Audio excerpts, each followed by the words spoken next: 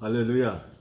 삶으로 드리는 1000번째 755번째 요한계시록 강해 95강입니다. 오늘은 11장 삽입 이상 2개 중에 성전 측량에 대한 삽입 이상은 어제 말씀드렸고, 오늘은 두 증인의 삽입 이상에 대해서 설명을 드리려고 합니다. 11장 3절에서 13절까지 소개되는 내용에는 대상이 정해져 있습니다. 첫 번째가 두 증인입니다. 12절부터 읽어보면 하늘로부터 큰 음성이 있어 이리로 올라오라 함을 그들이 듣고 구름을 타고 하늘로 올라가니 그들의 원수들도 구경하더라. 아멘. 올라오라는 말씀이 떨어졌습니다. 올라오라 하면 올라가는 거죠.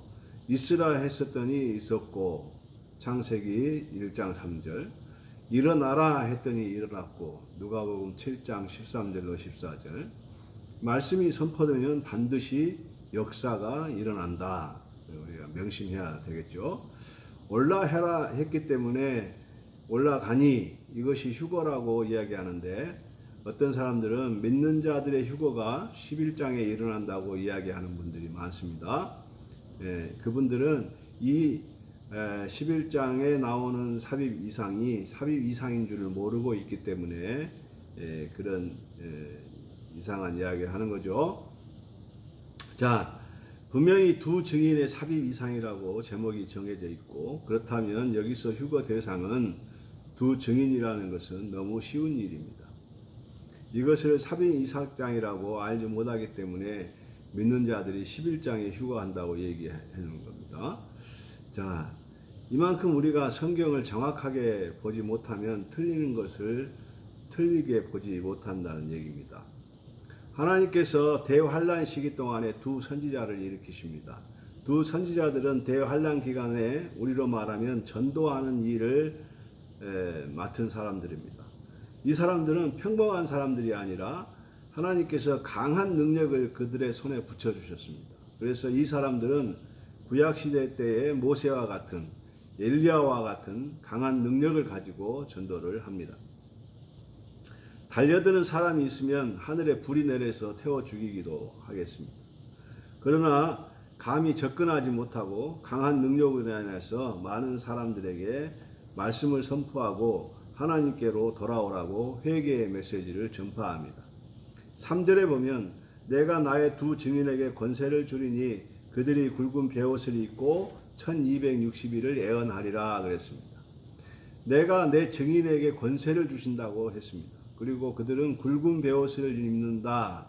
구약이나 신약이나 굵은 베옷을 입는다는 것은 바로 회개의 메시지를 전하겠다는 것입니다. 오늘날 믿는 자든 안 믿는 자든 말세라고 합니다. 그렇다고 하면 주님 오실 때가 다 되어 갈수록 강한 힘 있는 메시지가 회개의 메시지입니다. 그런데 교회들마다 회개의 메시지가 사라진 지가 오래됐다고 얘기합니다. 쉽게 타협을 합니다. 부귀영화와 타협을 한 거죠. 이것이 생명의 메시지고 살리는 메시지인데, 이 회개의 메시지가 회복이 되어야 되겠습니다. 하나님의 두 증인은 왜 굵은 베옷을 입었을까? 즐거운 소식을 전하기보다도 회개와 심판을 외치기 때문입니다. 이때가 언제냐? 대환란 상반기일 것이다. 그리고 이 두 증인이 1260일 일의 한 중간에 죽게 됩니다. 다시 말하면 그들의 사역이 끝났기 때문에 죽습니다. 두 증인은 어떻게 표현했는가? 4절 말씀에 그들은 이 땅의 주 앞에 서 있는 감람나무와 두 촛대니, 이것은 두 올리브 나무와 두 촛대라고 설명을 해야 되겠죠. 이 표현은 스가랴서 4장 14절을 인용한 겁니다. 4장 14절에 보면 이르되 이는 기름 부음 받은 자 둘이니, 기름 부음 받은 자 둘이니 온 세상의 주 앞에 서 있는 자니라 하더라. 그래서 계시록에서는 구약의 말씀을 많이 이용합니다. 그래서 스가랴 4장 14절에 보면 두 올리브 나무에 대하여 이렇게 표현을 합니다. 기름 부음 받은 자 둘, 이렇게 표현을 합니다. 구약에서 기름을 바른다는 것은 특별히 구별한다는 것입니다. 돌에 기름을 바르고 사람에게 기름을 바릅니다.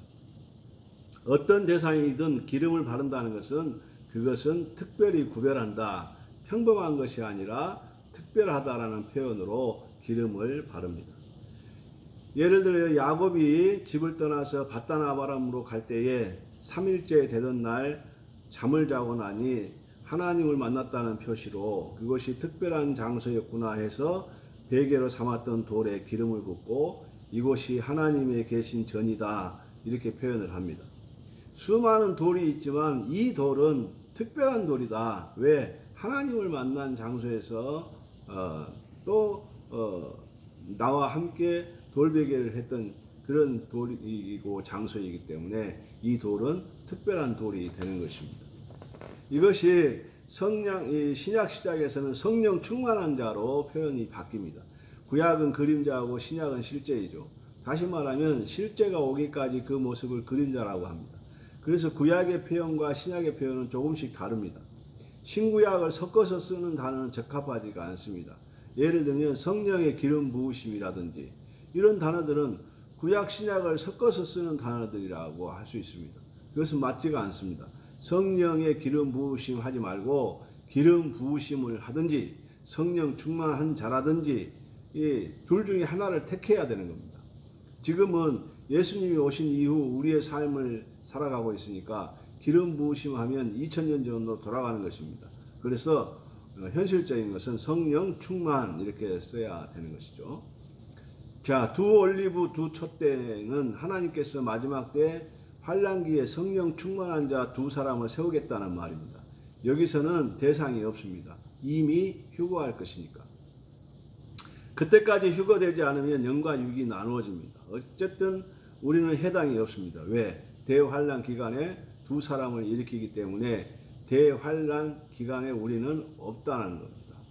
바울은 하나님의 백성을 비유적으로 말할 때 올리브 나무라고 합니다. 로마서 11장 17절 또한 가지 얼마가 꺾여졌는데 돌 감람나무인즉 내가 그들 중에 젖붙임을 대어 참 감람나무 뿌리의 진액을 함께 받는 자 되었은즉. 그래서 이 돌 감람나무 참 감람나무 그랬는데 이게 전부 다 올리브 나무로 바꿔야 됩니다. 우리 개역개정에 감람은 히브리 이름이 자이트, 헬라 이름은 엘라니아, 영어 이름은 올리브 이렇게 됩니다. 그래서 가장 많이 익숙한 것이 올리브이기 때문에 올리브라고 쓰는 것이 적합합니다. 왜냐하면 감람나무는 중국 성경에서 번역해 온 것인데 중국의 감람나무하고 이스라엘의 감람나무는 전혀 다릅니다. 그래서 맞지 않습니다. 가장 익숙해져 있는 올리브라고 쓰는 것이 적합하다 그럽니다. 안 믿는 사람들도 올리브 기름을 쓰니까요. 자, 올리브유는 성경시대 올리브유는 가장 먼저 추수에서 나오는 기름은 하나님과 관련해서 사용합니다.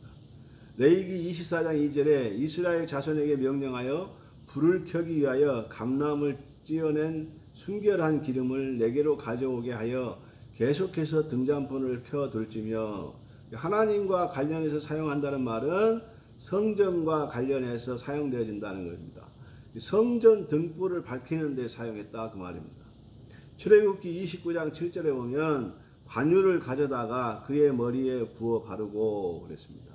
왕과 제사장 선지자들에게 기름을 붓는 의식에 사용이 됐다라고 하는 겁니다.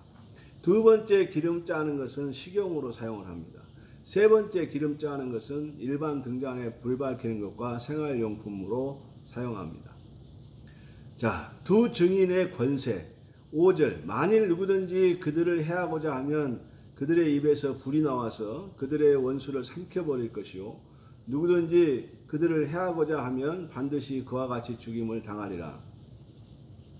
두 증인에게 권세를 주시는데 모세와 엘리야의 권세를 지닌다고 합니다. 어떻게 모세가 등장하는가? 모세는 죽었는데 시체가 없어졌는데 그런데 모세가 2000년 전에 마태복음 17장에 다볼산에서 모세가 나타납니다. 엘리야와 함께 엘리야는 열왕기하 2장에 하늘로 올라갔습니다. 옛날 찬송을 보면 주의 선지 엘리야 병거 타고 하늘에 올라가는 거 기억합니다.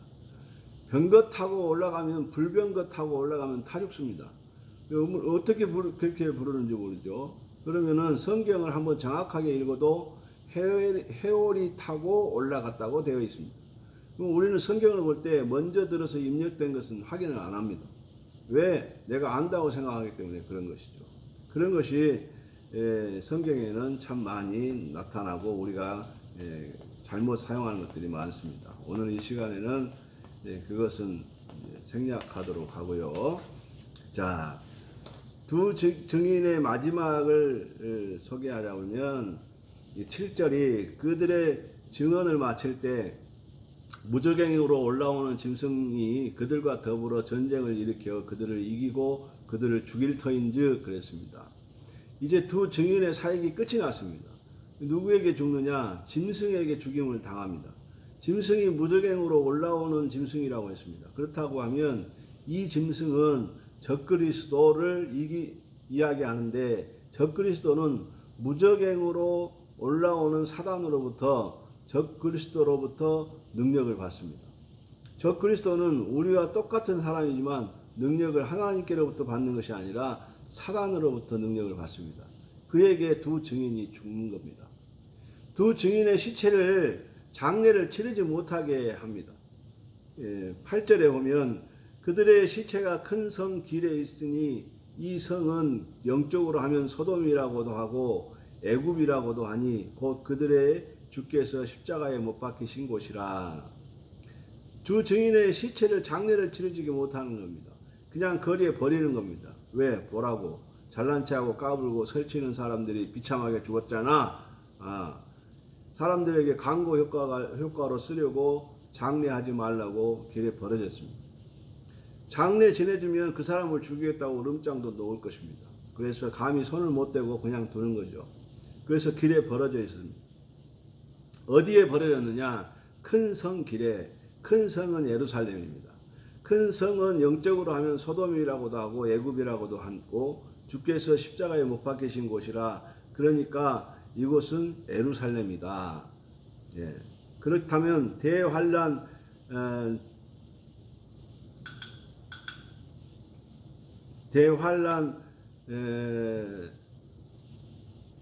다시 한번 말씀드립니다. 그리고 큰 성은 예루살렘이고 큰 성은 영적으로 하면 소돔이고 애굽이라고도 하고 주님께서 십자가에 못 박히신 곳이라고 그러니까 이곳은 예루살렘입니다.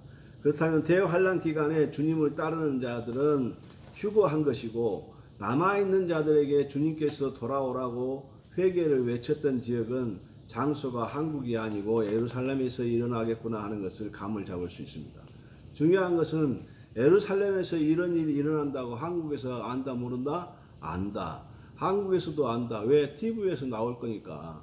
예루살렘에서 일어나는 일들을 한국에서 다 보고 있는 겁니다. 그러니까 장소가 어디든 전 세계 사람들이 그때까지 휴거되지 못한 전 세계 사람들은 보고 있을 것이다. 9절 백성들과 족속과 방언과 나라 중에서 사람들이 그 시체를 사흘 반 동안을 보며 무덤에 장사하지 못하게 하리로다. 두 증인의 시체를 사흘 반 동안 무덤에 장사하지 못하게 합니다. 이것은 적그리스도가 광고 효과를 극대화시키기 위해서요. 그런데 그것도 조차도 모르고 하나님의 일하십니다. 하나님의 계획 속에 이루어진다. 자, 10절 이 두 선지자가 땅에 사는 자들을 괴롭게 한 거로 땅에 사는 자들이 그들의 죽임을 즐거워하고 기뻐하여 서로 예물을 보내리라 하더라. 이제 땅에 거하는 자들은 잘난 체하는 두 증인이 죽었다고 서로 기분 좋다고 서로 예물을 보내고 너도 좋다 나도 좋다 예물을 보내고 그러는데 그것이 끝이 아닙니다. 11절에 3일 반 후에 하나님께로부터 생기가 그들 속에 들어가매 그들이 발로 일어서니 구경하는 자들이 크게 두려워하더라. 이 급반전인 거죠. 두 증인이 기적적으로 살아납니다. 그러니까 사람들이 뒤집어지죠. 분명히 죽었다고 3일 반 동안 발로 차고 했는데 살아났다는 겁니다. 그리고 살아나서 사람들이 보는 가운데 하늘로 올라가는 거죠. 12절 보면 하늘에서부터 큰 음성이 있어 이리로 올라오라 함을 그들이 듣고 구름을 타고 하늘로 올라가니 그들의 원수들도 구경하더라. 아멘. 너무 멋있지 않습니까? 그런데 이들이 휴거할 때 그것이 하나님의 능력을 보여주기 위해서 어떤 사건을 보여주는데 그것이 곧 지진입니다. 큰 지진이 일어났다. 13절에 그때에 큰 지진이 나서 성 10분의 1이 무너지고 지진에 죽은 사람이 7천이라. 그 남은 자들이 두려워하여 영광을 하나님께 돌리더라. 큰 지진은 예수님께서 2000년 전에 십자가에 돌아가실 때 지진이 일어났습니다. 마태복음 27장 51절에 보면 이에 성소 휘장이 위에로부터 아래까지 찢어져 둘이 되고 땅이 진동하며 바위가 터지고 그랬습니다. 그러면 그 지진이 일어날 때 로마 군인들이 이야기했습니다. 참으로 하나님의 아들이 맞다라고 고백을 했다는 겁니다. 우리가 사람을 잘못 죽였다고 후회를 했다고 말이죠. 마찬가지로 지진이 일어날 때 이 사람들 두 사람은 휴거하고 땅에는 지진이 일어나고 할 때 이 사람들이 뭐라고 이야기를 하겠는가? 죽었던 그 사람들이 우리가 발로 찼던 그 사람이 진짜 우리가 감히 근접할 수 없는 사람들이었구나 하고 놀라는 것이죠. 예수님이 하나님의 아들로 인정된 것처럼 그렇게 되었다는 겁니다. 이렇게 해서 이제 11장 앞에 두 삽입 이상 중에 두 증인에 대한 삽입 이상이 끝났습니다. 자, 11장 삽입 이상 우리가 이 내용을 잘 알아야 다음 장도 이해할 수가 있습니다. 기도하겠습니다. 하나님 감사합니다. 하나님의 시간표가 점점 가까워지고 있다고 하는 것을 우리가 느끼며 살아가고 있습니다. 하루하루 우리의 삶이 믿는 자로서의 책임 있는 삶을 살 수 있도록 도와주시고 주님이 이리로 올라오라 할 때에 할렐루야 올라갈 수 있는 우리가 되게 해 주시옵소서. 예수님 이름으로 간절히 축복하고 기도하옵나이다. 아멘. 할렐루야. 감사합니다. 다음 시간에 뵙겠습니다.